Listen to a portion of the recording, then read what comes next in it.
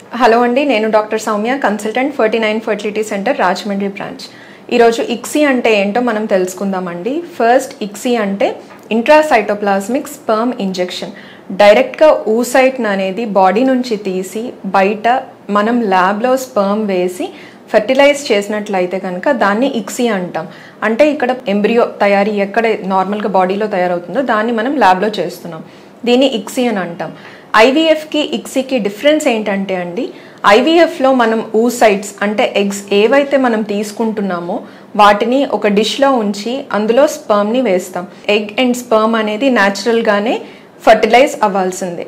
అదే ఇక్సీలో ఏం చేస్తామంటే ఒక ఎగ్లో డైరెక్ట్గా మనమే ఒక స్పర్మ్ని ఇంజెక్ట్ చేస్తామన్నమాట. అంటే న్యాచురల్ సెలెక్షన్ అనేది ఇక్కడ ఇక్సీలో జరగదు. ఐవీఎఫ్లో ఏమవుతుంది అంటే న్యాచురల్గానే సెలెక్షన్ అనేది జరుగుతుంది, oocyte as well as sperm. అదే ఇక్సీలోన అయినట్లయితే కనుక ఏదైతే బెస్ట్ స్పర్మ్ ఉందో, మనకి ఏదైతే మెచ్యూర్డ్ ఊసైట్ ఉందో ఆ రెండింటిని మనమే ల్యాబ్లో చేస్తామన్నమాట. ఎంబ్రియో అనేది ఫర్టిలైజ్ అనేది మనమే చేస్తాం. ఇది ఇక్సీకిను ఐవీఎఫ్కి డిఫరెన్స్.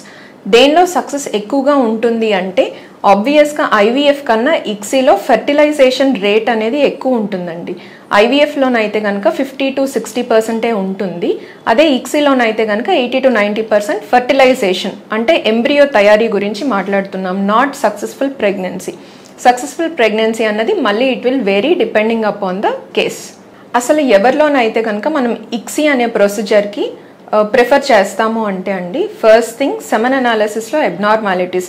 మనకి ఏదైతే WHO క్రైటీరియా ఉందో, స్పర్మ్ మార్ఫాలజీ కానీ మొటిలిటీ కానీ అసలు గ్రేడింగ్ కానీ ఎలా ఉంది, నార్మల్గా సెమెన్ అనాలిసిస్ ఏదైతే మనం రొటీన్గా చేస్తామో దానిలో కనుక అబ్నార్మాలిటీస్ వచ్చినట్లయితే, కౌంట్స్ బాగా తక్కువ ఉన్నాయి, కంప్లీట్గా వెరీ లో పారామీటర్స్లో ఉన్నాయి కౌంట్, మొటిలిటీ అలానే కదలికలు బాగా తక్కువగా ఉన్నాయి, లేదంటే మార్ఫాలజీ అబ్నార్మల్ స్పర్మ్స్ అనేవి ఎక్కువగా ఉన్నాయి, వీళ్ళలో మనం ఇక్సీ అనేదాన్ని ఆప్ట్ చేసుకోవటం జరుగుతుందండి. అండ్ నెక్స్ట్ వచ్చేసరికి ఊసైట్ క్వాలిటీ.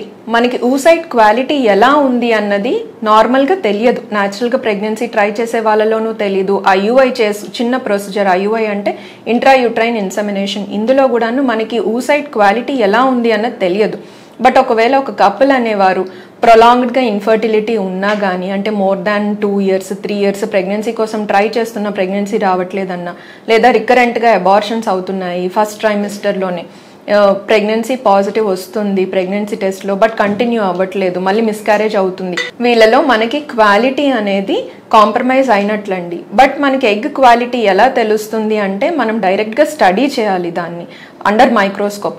మనము ఓన్లీ ఐవీఎఫ్ ఇక్సీ ప్రొసీజర్లో ఏమవుతుంది అంటే ఊసైట్స్ ఏవైతే మనం పికప్ చేస్తామో 10 days కానీ 8 days or 12 days ఇంజెక్షన్స్ ఇచ్చి ఫాలికల్స్ ఏవైతే గ్రో అయ్యాయో ఆ ఫాలికల్స్లోని మనం ఒక నీడిల్ పెట్టి కింద నుంచి ఆస్పిరేట్ చేస్తామన్నమాట follicular fluid both sides ovaries నుంచి. ఆస్పిరేట్ చేసిన ఫాలిక్యులర్ ఫ్లూయిడ్లో ప్రతి ఫాలికల్లోనూ ఊసైట్ మోస్ట్లీ ఉండొచ్చు. అలా ఉన్న ఊసైట్ని తీయంగానే సిఓసిస్ అంటాం, అంటే క్యూములస్ ఊసైట్ కాంప్లెక్సెస్. అంటే ఎగ్తో పాటు చుట్టుప్రక్కల మిగతా సెల్స్ కూడా ఉంటాయి, వాటికి నరిషింగ్ సెల్స్ అనేవి ఉంటాయి అన్నమాట. వాటిని కూడాను మనం క్లియర్ ఆఫ్ చేసుకుని అసలు ఊసైట్ మెచ్యూర్డ్గా ఉందా లేదా, M2 M1 జర్మినల్ వెసికల్, ఇలా మనం ఏంటంటే ఇవి స్టేజింగ్ ఆఫ్ ఊసైట్స్ అనమాట. ఒకవేళ మెచ్యూరిటీ ఉందా లేదా, అసలు మెచ్యూర్ అవుతున్నాయా లేదా అన్నది మనం డైరెక్ట్గా ల్యాబ్లో మైక్రోస్కోప్లో చూస్తే మాత్రమే క్వాలిటీ ఆఫ్ ఊసైట్ అనేది మనకు తెలుస్తుందండి. సో ఇది వరకు ఎక్కువ ప్రొలాంగ్డ్ ఇన్ఫర్టిలిటీ ఉన్న వాళ్ళలో లేదా రికరెంట్ మిస్క్యారేజెస్ అవుతున్న వాళ్ళలో ఏమవుతుంది అంటే మనం ఇలాగా ఊసైట్నే స్టడీ చేయాలనుకున్నట్లయితే ఇక్సీ అనే ప్రొసీజర్ని మనం ఆప్ట్ చేసుకోవడం జరుగుతుంది. దానిలో మనం డైరెక్ట్గా ఊసైట్ని చూడడానికి వీలుంటుంది కనుక. సో వన్ మోర్ కండిషన్ ఏంటి అంటే జెనెటిక్ టెస్టింగ్ అండి. ఏదైనా కపుల్లో ఆల్రెడీ ఫ్యామిలీ హిస్టరీ ఉంది, వాళ్ళ ఫ్యామిలీలో కొన్ని ఆటోసోమల్ డామినెంట్ కండిషన్స్ కానీ లేదా మరి ఏ విధమైనటువంటి జెనెటిక్ కండిషన్స్ లేదు అంటే ఇదివరకే చిల్డ్రన్ ఉన్నారు, వాళ్ళకి ఏదైనా ఎనామలీస్ ఉన్నాయి, అబ్నార్మాలిటీస్ ఉన్నాయి, డెలివరీ అయింది, డెలివరీ అయ్యాక అన్నోన్ కాజెస్ వలన కనుక బేబీ చనిపోయినట్లయితే కనుక ఎందువలన ఇలా జరుగుతుంది, ప్రీవియస్ ప్రెగ్నెన్సీ ఎందుకు ఎఫెక్ట్ అయింది, ఏదైనా జన్యుపరమైనటువంటి లోపాలు ఉండి ఉండవచ్చు, దానివల్లనే ఇలా జరిగింది అని కన్సిడరేషన్లోకి మనం తీసుకుని జెనెటిక్ టెస్టింగ్ చేయాలి అనుకున్నట్లయితే కనుక మనం ఇక్సీ అనే ప్రొసీజర్ని ఆప్ట్ చేసుకుని తయారైన ఎంబ్రియోని సెల్స్ అనేవి పంపించవచ్చండి పీజీటీ అనాలిసిస్ కోసం అని. సో ఈ కండిషన్స్ వీటన్నింటిలోనూ మనం ఇక్సీని చూస్ చేసుకుంటామండి. అండ్ వన్ మోర్ థింగ్ ఏంటి అంటే ఐవీఎఫ్ డైరెక్ట్గా కన్నా ఇక్సీలో ఫెర్టిలైజేషన్ రేట్ అనేది బెటర్గా ఉంటుంది. ఎట్ ద సేమ్ టైం మనకి స్టడీ చేయడానికి పాసిబిలిటీ ఎక్కువగా ఉంటుంది. అండ్ వన్ మోర్ ఫ్యాక్టర్ ఏదైతే ఊసైట్ ఫ్యాక్టర్ కానీ స్పర్మ్ ఫ్యాక్టర్ కానీ ఉందో ఐవీఎఫ్లో ఇటువంటి స్పర్మ్ ఫ్యాక్టర్ కానీ ఊసైట్ ఫ్యాక్టర్ కానీ ఉన్నప్పుడు ఫెర్టిలైజేషన్ జరగదు. సో ఆ కండిషన్స్లో మనం ఇక్సీ చేయడం వలన ఇవన్నీ ఓవర్కమ్ చేయటం అనేది జరుగుతుందండి. So ICSI has better success rate than IVF.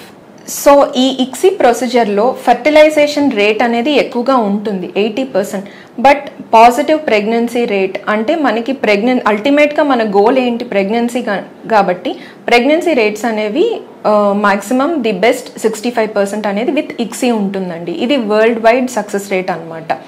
మనం ఇప్పుడు సెలెక్షన్ క్రైటీరియా అంటే ఎవరిని ఇక్సీ కోసం చూస్ చేసుకుంటాము అన్నది తెలుసుకున్నాం ఆల్రెడీ.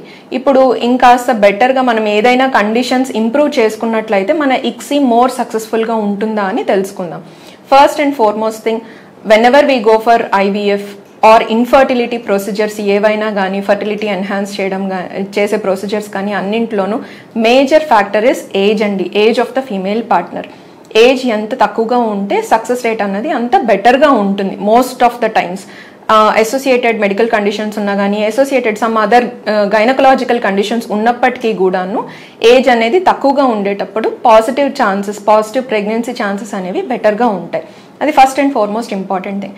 సెకండ్ ఏంటి అంటే బిఎంఐ అండి. BMI also plays a very important role in IVF. ఎలా అంటే మనం ఇచ్చే ట్రీట్మెంట్ ఏదైతే ఉందో ఓవేరియన్ స్టిమ్యులేషన్లో అయినా కానీ ఎంబ్రియో ట్రాన్స్ఫర్ చేసినప్పుడు అయినా కానీ మాక్సిమం హార్మోనల్ ఇన్ఫ్లుయెన్స్ మీదే మెజారిటీ ఆఫ్ ద ట్రీట్మెంట్ అనేది రన్ అవుతూ ఉంటుంది. సో హార్మోన్స్ ఇంజెక్షన్స్ కానీ ఏదైనాను మోస్ట్లీ సబ్క్యూటేనియస్ ఇంజెక్షన్స్ ఉంటాయి, లేదా పేషెంట్ ఇంజెక్టబుల్స్ ఏవైతే ఎఫ్ఎస్హెచ్ కానీ గొనడోట్రోపిన్స్ ఏదైతే తీసుకుంటున్నారో ఆ ఇంజెక్షన్స్ అనేవి ఫ్యాట్ ద్వారానే అబ్జార్బ్ అవుతూ ఉంటాయి అన్నమాట. సో అబ్డామినల్ ఫ్యాట్ కానీ ఎక్కువగా ఉండేవాళ్ళు, బిఎంఐ ఎక్కువగా ఉండే వాళ్ళలో ఈ అబ్జార్ప్షన్ ఆఫ్ ద డ్రగ్ అనేది కొంచెం తక్కువగా ఉంటుంది. ఎట్ ద సేమ్ టైం ఆబ్వియస్గా దాని ఎఫెక్ట్స్ ఓవరీ మీద కూడాను కొంచెం తగ్గి మనకి రిజల్ట్స్ అనేవి ఇంకొంచెం ఆబ్వియస్గా కొంచెం బ్యాక్వర్డ్గా ఉంటాయి అనమాట. And one more important thing is అసలు మనం డే టు రోజే చేసుకున్న స్కాన్లో ఎలా ఉంది, అసలు ఊసైట్ నంబర్ ఎలా ఉంది, ఇదంతా కూడాను ప్లేస్ ఏ వైటల్ రోల్ అనమాట. సో మనం కొంతవరకు ప్రీ ట్రీట్మెంట్ అటువంటిది చేసుకున్నట్లయితే మనకి బేస్ లైన్ స్కాన్లో ఇంప్రూవ్డ్ ఫాలికల్స్ అనేవి చూసినట్లయితే కనుక ఆబ్వియస్గా మన రిజల్ట్స్ కూడా బెటర్గా ఉంటాయి. ఏదైనా అవసరం ఉండేటప్పుడు ప్రీ ట్రీట్మెంట్ అనేది మనం చేసుకుంటాం. These are all the important things to enhance a better positive ICSI results అనమాట.